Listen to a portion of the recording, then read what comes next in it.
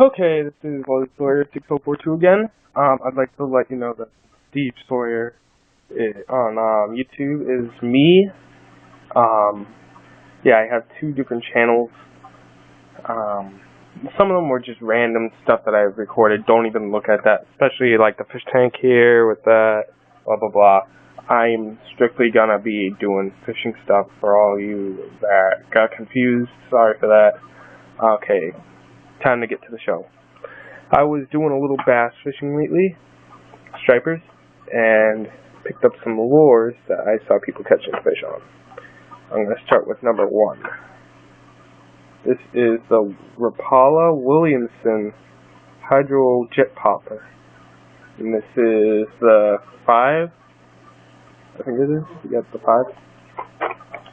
And it can withstand 200 pounds on the let me get it out of the box for you.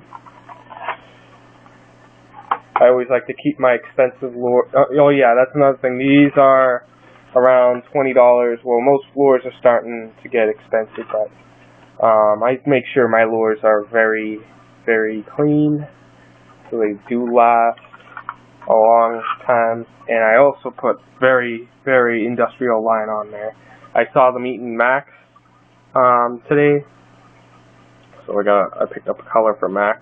And look you could even see the glare off of the tape there, and then you see the holes for the bubble stream or the jet power when you pop it. I like poppers that sit level. I hate poppers when you point the tip down and you want to give it a nice pop, that it just goes underwater and you want to pop it rapidly and it just stays underneath the water. It kind of gets me irritated. And this is actually a popper that actually will have its body will have probably the top side of this body up on the water, and it'll pop really nice, and it does the job. As you can also see, there's swivels on every hook, on the back hook and in the front also, which is very good because it reduces the amount of snapping your lure off or getting the fish to fall off. And also, it also like increases your hook ratio too. Alright, I'm actually gonna leave this one for last and go to the bigger. This is the bigger brother of the popper. Same stuff applies. This holds 300 pounds, and this one's gonna be for the blueback herring that they're feeding on in the for all you people who know in the East Coast. Like near probably Boston to Cape Cod, and I like to fish the canals. Actually, I did an all-night run, so I was doing fish during the day, 5 o'clock in the afternoon to about 12 in the afternoon the next day. But this is the bigger daddy. This one's 7 inches. Same thing applies. I want to try to use this one. This one's going to be like for the really big fish that you see coming up. Other ones could be for like schoolies or even big fish still. These hold up to really big fish. And I'd actually love to. These are perfect lures for bluefin tuna. Like them. Okay. But yeah, some people were catching them on these. And then I love popper fishing. Popper fishing is really good in the slack tides when there's like nothing. Don't mind that. That's the cord, or the one of the cords to the fish tank. So, where was I? Oh yeah. So people were catching a lot of fish on these types of poppers in the slack tide. Yeah, I like to keep them in their own package, and I don't leave them in my tackle box because they will rust away with the other lures, or they could get dirty or scratched up, and I don't like that. I don't like to scratch up a brand new lure. Here is another lure I saw. I was getting really aggravated because there were just so many fish out there, and there was a guy chucking this lure, reeling it in like it's nothing, giving it a couple jerks, and bam, gets them in. He gotten like 5 of them in, I think. Yeah, around 5 in a row. And I was doing that all-nighter. I was fishing all night. And only ended up with 2 fish. I got lucky with 2 fish. But this looks they hit it. They hit it on this lure. Sabile did it.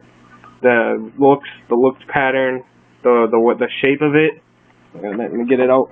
And for all of you who know what the shape and everything of a blueback herring looks like, as you know, there's a knife edge on the bottom of them. And well, the shape is probably one of the biggest details in a lure that you can have. That you can have in a lure.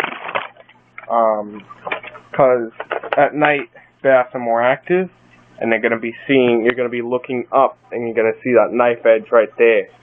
Not only that, it's called the power keel or something, but they just made that for action.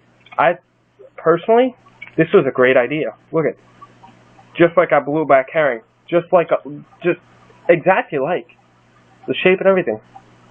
Just like casting a Maria lure, basically, a big Maria lure, except there's just a little there's like a power keel right here, as they call it, and it's perfect. I like the color. This is actually not blueback herring. A lot of people say it's blueback herring color. This is not. This is sardine, as you can see on the dots on there and the pinkish right here. Blueback herring would have blue and then silver underneath here. This is just white, but still works. Still looks like one. You can see the frailing scales and texture and detail. They did really good. They hit it with this lure. They really did. They also use the magic swimmers a lot. I don't have one. I will be yet to get one. But I do have a small one, a very small one that I use for the albacore and bonita and Martha's Vineyard. That works. It should work really good. I need a rod with lighter braid, probably 10-pound braid, and a light, ultra light setup. That should work. Good capacity reel. It should get me places. But yeah, that's it for this video. Subscribe, make some comments. I love reading comments. It's just probably one of the things that lightens up my day. Yeah. Well, see ya.